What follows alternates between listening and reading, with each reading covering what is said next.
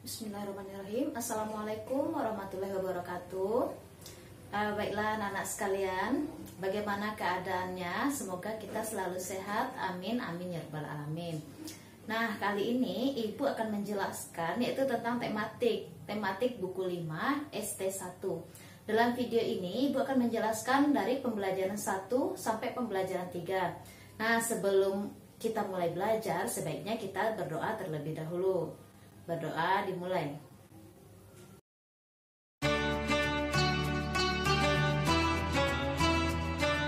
Doa sebelum belajar.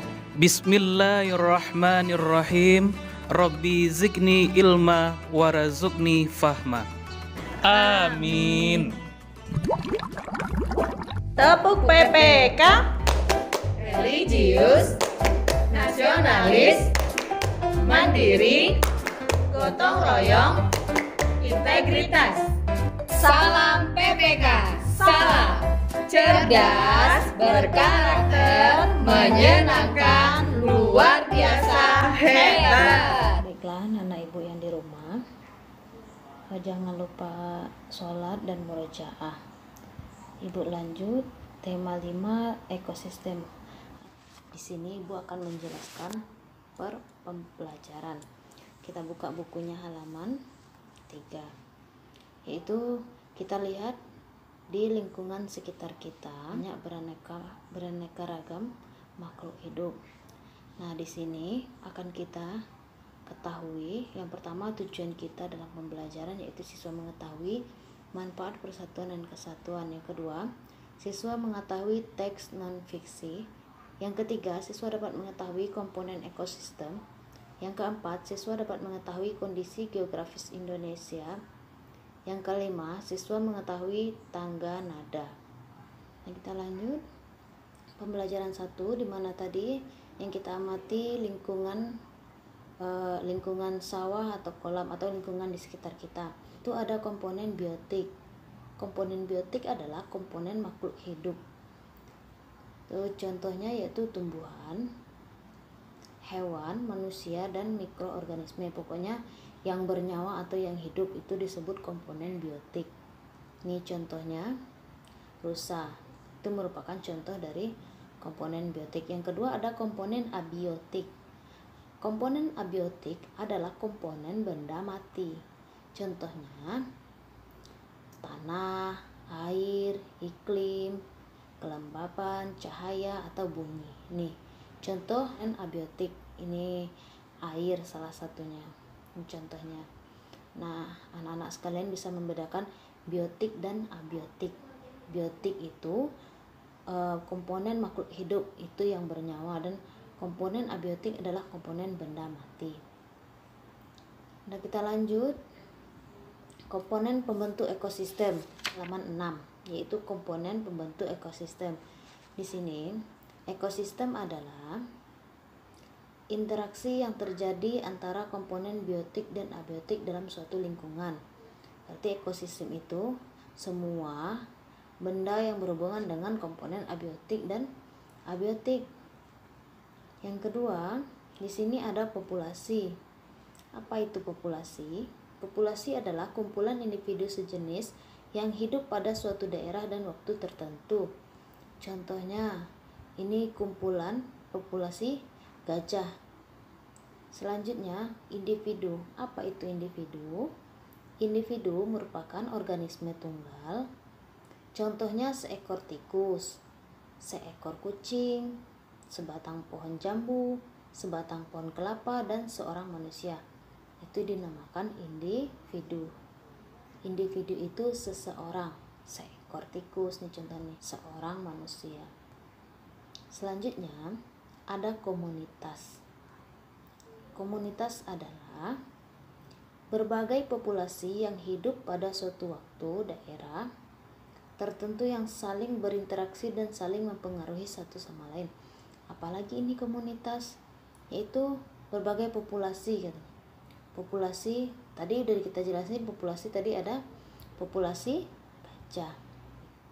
Nih contohnya nih, komunitas hewan hutan. Di sini ada orang hutan, ada populasi singa, ada populasi gajah. Ini yang dinamakan dengan komunitas hewan hutan. Kita lanjut, jenis makanan hewan. Anak-anak sekalian bisa dibuka bukunya halaman 8. Jenis makanan hewan itu terbagi atas dua. Yang pertama yaitu tumbuhan. Contohnya nektar bunga, daun-daunan, buah-buahan, biji-bijian, dan umbi. Ini contohnya jenis makanan hewan, yaitu lebah memakan nektar bunga. Kalau jenis makanan hewan, contohnya hewan yang memakan daging, misalnya beruang memakan ikan, singa memakan daging. Ini contohnya. Seekor beruang yang lagi memakan ikan. Berarti jenis makanan hewan itu ada dua, ada tumbuhan dan ada hewan. Jadi kita lanjut. Ada teks non fiksi. Anak ibu sekalian buka bukunya halaman 11, itu ayo belajar. Teks non fiksi adalah karangan yang ditulis berdasarkan fakta, data, hasil pengamatan, bukan merupakan hasil imajinasi orang. Jadi teks non-fiksi ini nyata, fakta. Contohnya teks pembelajaran, seperti yang kita pelajari, yaitu ada teks ekosistem. Tadi kan ada bacaan-bacaan teks kita tentang ekosistem. Itu merupakan salah satu contoh dari teks non-fiksi. Yang kedua ada teks biografi atau riwayat hidup. Ini contohnya riwayat hidup R.A. Kartini. Itu merupakan teks non-fiksi. Dan teks sejarah. Ini contohnya teks non-fiksi. Kita lanjut. Pembelajaran kedua. Pembelajaran kedua. Di sini kita amati ada 2 buah gambar di bukunya halaman 12 itu. Ini merupakan contoh ekosistem, yaitu ekosistem hutan, hujan tropis, dan ekosistem akuarium. Nah, di dalam ekosistem ini terdapat 2 jenis. Ada ekosistem alami dan ekosistem buatan. Nah, kita bahas dulu satu ekosistem alami. Adalah ekosistem yang terbentuk secara alami tanpa adanya campur tangan manusia.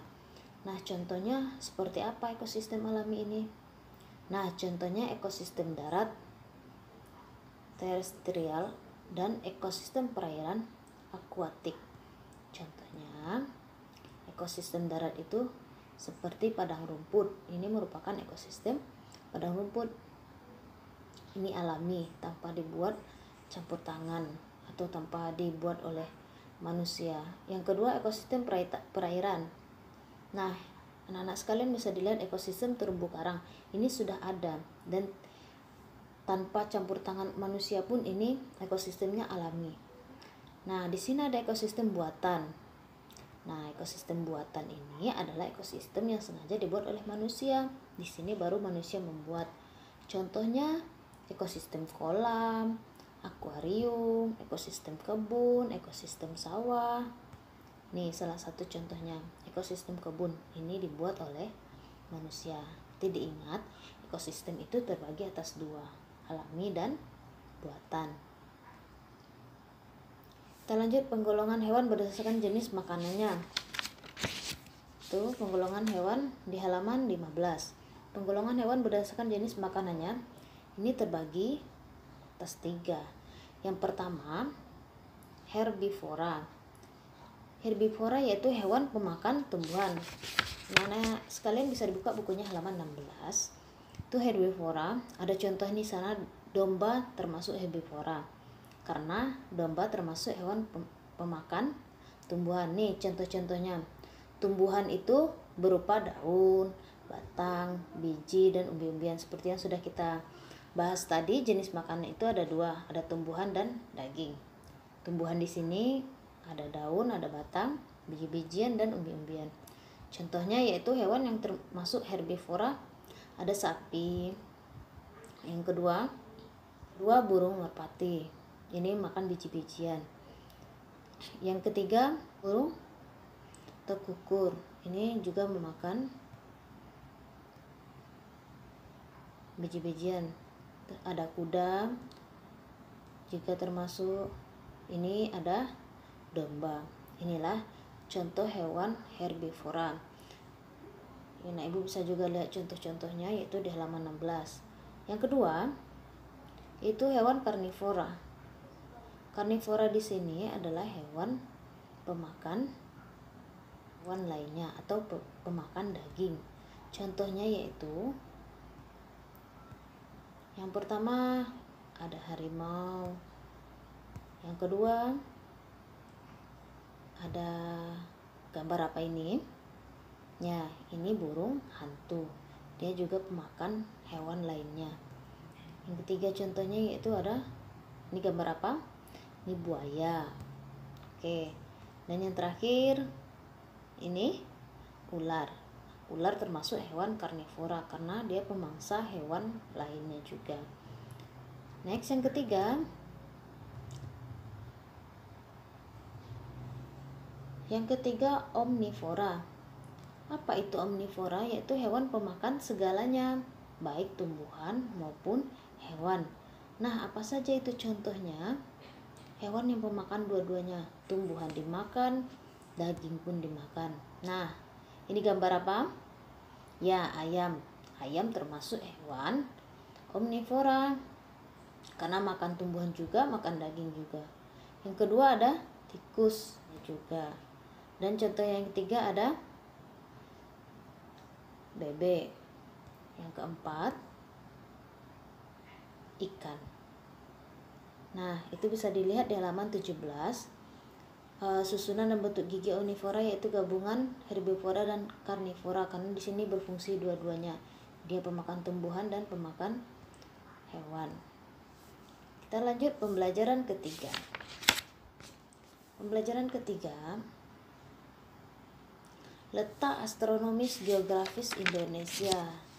Nah, tadi kita kan sudah melihat keindahan-keindahan alam Indonesia seperti ekosistemnya yang bagus, hewan-hewannya yang beraneka ragam. Nah, sekarang kita lihat letak astronomis dan geografis Indonesia.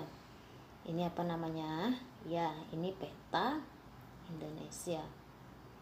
Indonesia merupakan negara kepulauan yang terletak di garis khatulistiwa. Astronomis, apa sih itu letak astronomis?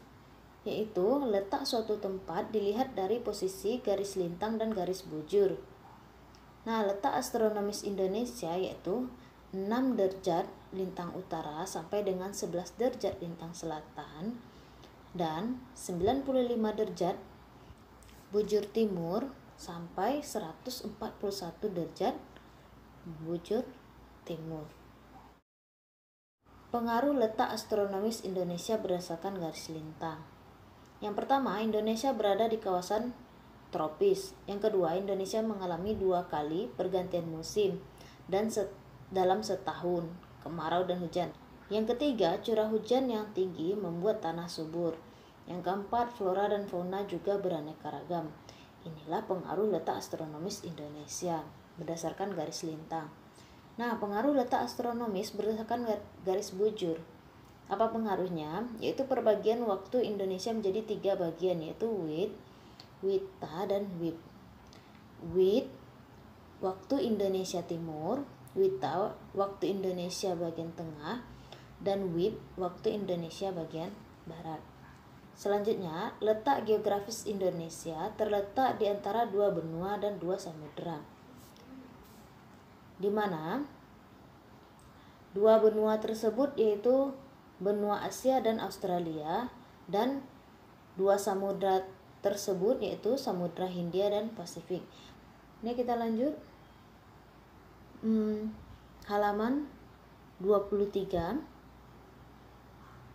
Sudah kita lihat tadi peta Indonesia, yaitu sekarang kita langsung ke pengertian peta. Apa sih peta itu? Peta adalah gambar sebagian atau seluruh permukaan bumi pada bidang datar dengan skala tertentu. Yang A, ada komponen peta. Komponen peta di sini ada judul, ada arah mata angin, ada skala peta, ada garis astronomi, simbol peta, dan legenda atau keterangan peta. B. Cara menggambar peta. Cara menggambar peta yaitu dapat kita lakukan dengan menjiplak atau menggunakan teknik kotak. Jenis peta. Jenis peta dibagi menjadi dua. Yang pertama yaitu peta umum. Adalah peta yang menggambarkan hampir semua unsur ketampakan wilayah. Contohnya sungai, gunung, laut, dan daun. Ini contoh peta umum. Yang B adalah peta khusus. Peta khusus adalah peta yang menggambarkan tema tertentu atau suatu ketampakan di permukaan bumi. Contohnya peta persebaran fauna, peta persebaran flora, peta curah hujan, peta wisata, dan peta sumber daya alam. Nih contohnya potensi ikan perairan Indonesia. Indonesia yang tersusun atas ribuan pulau yang tersebar dari Sabang sampai Merauke. Indonesia memiliki semangat persatuan dan kesatuan. Nah, salah satu peristiwa bersejarah yang mempersatukan bangsa Indonesia adalah Sumpah Pemuda. Apa itu Sumpah Pemuda? Peristiwa Sumpah Pemuda adalah salah satu peristiwa penting dalam perjalanan sejarah bangsa Indonesia. Organisasi pemuda daerah antara lainnya yang pertama Jong Java, yang kedua Jong Celeber, yang ketiga Jong Ambon, yang keempat Jong Sumatra Nenbon, yang kelima Perhimpunan Pelajar-Pelajar Indonesia, dan yang keenam Jong East Mountain. Nah, anak-anak sekalian pasti tahu kan isi Sumpah Pemuda apa? Nah, yang pertama, kami putra-putri Indonesia mengaku bertumpah darah yang satu, tanah Indonesia. Kedua, kami putra-putri Indonesia mengaku berbangsa yang satu, bangsa Indonesia. Yang ketiga, kami putra-putri Indonesia menjunjung bahasa persatuan, bahasa Indonesia. Nah, kita sebagai pelajar harus tahu isi Sumpah Pemuda. Baiklah, demikian video Ibu kali ini. Semoga anak-anak Ibu bisa mengerti dan bisa paham dengan penjelasan yang Ibu berikan. Ibu akhiri dengan wabillahi taufiq wal hidayah. Assalamualaikum warahmatullahi wabarakatuh.